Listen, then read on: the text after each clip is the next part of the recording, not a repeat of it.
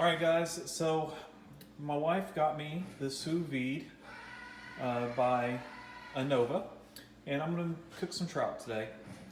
This isn't really going to be a how to cook trout video, it's more of just a product video about it. The Anova is a standard sous vide. It's not an expensive one. It's $79 on Amazon. Target had it on sale. It's the same. But here, it's pretty much everything you need minus the Ziploc bags to cook. Now, why did I want a sous vide? It doesn't cook any faster, but it does cook better.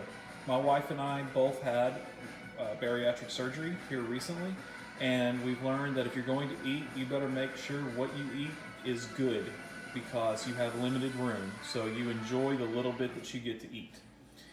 I'm going to try to make this short and sweet, but all you need is a pot, a Ziploc bag, your ingredients, and the heater. It comes with an app that you download, and the app has all the instructions for pretty much anything you need to cook.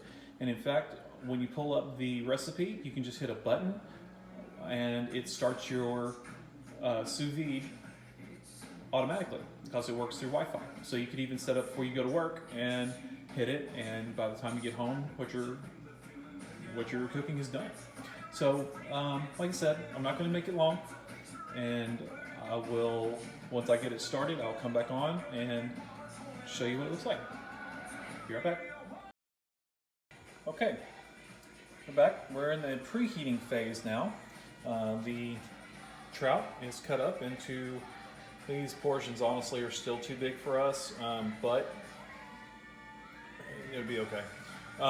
It's preheating now. I got to heat it up to 125 degrees. And see, you can see it circulating the water. And I'm just using a regular stock pan. And so once it gets to 125 degrees, I will have the trout inside. And I found out reading online how to use basically a Ziploc bag as a sealer. And all you do is put what you're cooking inside the bag and drop the bag in the water down to the zipper portion, about an inch down, and it squeezes all the air out. Then you seal it, and it really comes out like a food saver bag. So I used it on salmon last night, and it worked very well. So I'll be back in a minute, and I'll show you the finished product of that before it goes in the water. Okay, we're at the 125 mark, and it's going to bounce between 125.1 down to 124.9. I mean, it bounces back and forth, but it for the most part holds it. We have the trout in its backs, and I use these little clips, and I'm just using these because I have some alligator clips like you use on paperwork, but I keep these on the refrigerator, makes it a little bit easier. It's probably not having a magnet over there. That's the best thing.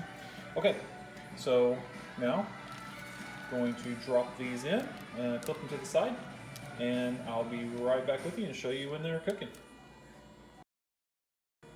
Okay, they're in there cooking. This looks like it's floating, but it's actually not. It's still under the water.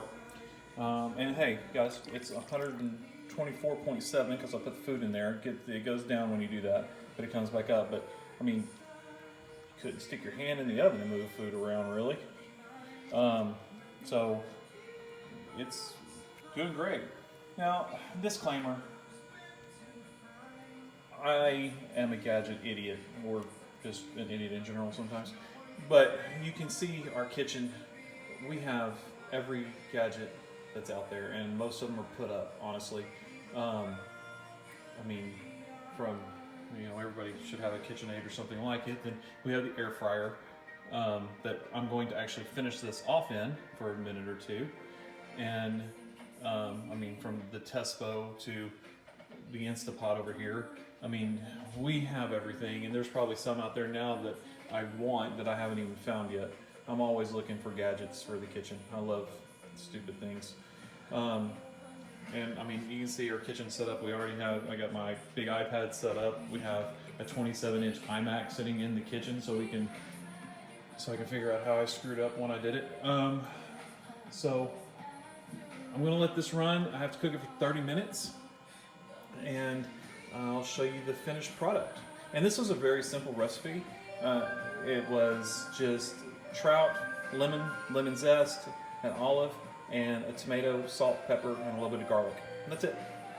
So I will, and that should be enough for 4 to 6 meals for my wife and I for the protein, and then I'll make a side to go with it. Okay, I will be back in a minute. And through the magic of whatever the magic is, it's done. So I'm going to pull it out and get it over to the air fryer to crisp it up some, because you don't want poached fish. So I want to get it out, and I'll show you what it looks like once I get it out of there. Okay, here they're getting ready to go into the air fryer. They have a pretty firm texture, which is better than the salmon. The salmon wasn't really soggy, it was just, it could have been firmer. The skin seemed to hold up a little bit better, and I think just a few minutes in the air fryer, probably just maybe 4, will give it just that much more body, I guess, or firmness. And then I'm going to make some zucchini noodles, and serve it with that, with a little bit of feta cheese on top. So I'm going to put it in, and I'll show you the finished result. Okay, so I was talking about other gadgets while we're waiting on the air fryer to get done, and it's just about done. I'm going to make the zoodles to just make to go along with the fish. So this is the attachment for the KitchenAid, and it's a spiralizer. And this is the noodle attachment that you can put on there.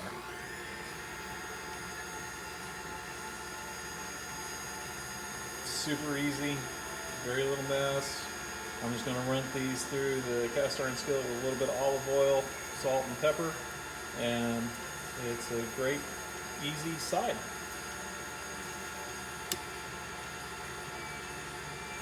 And it's done, and that's only half a zucchini, so I really don't need to do any more than that.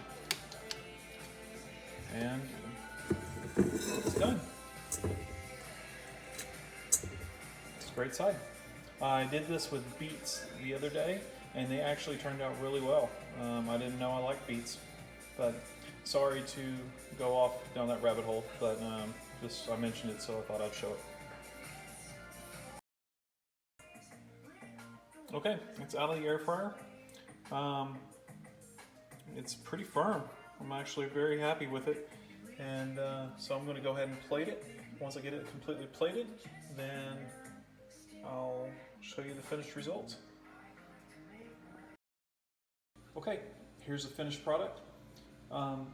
Disclaimer, I'm not a gourmet cook. I don't even consider myself a very good cook, so this was not a cooking lesson. This was a device lesson.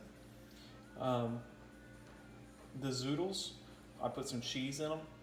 The English cream cheese, garlic and herb, because we're kind of on a cheese kick right now. With our surgery, it's like the perfect food, and we crave it. Trout is great for some vitamins for us and oils that we could be deficient on. Same thing with olive, and again, that's just Gouda cheese at the top. So this is a salad plate, just so you can get a size reference. That's my hand. So I hope you guys enjoyed it. If you're thinking about getting the sous vide, make sure you're getting it for the right reason, which is not in a hurry. This is if you enjoy cooking as a hobby, or you want just the perfect bite, this is the way to go. I'm going to be trying some hamburger in it, a roast, and I have some crappie from fishing in the freezer that I want to give a shot into. So thank y'all, and I may post another one of these with something else. Thank you.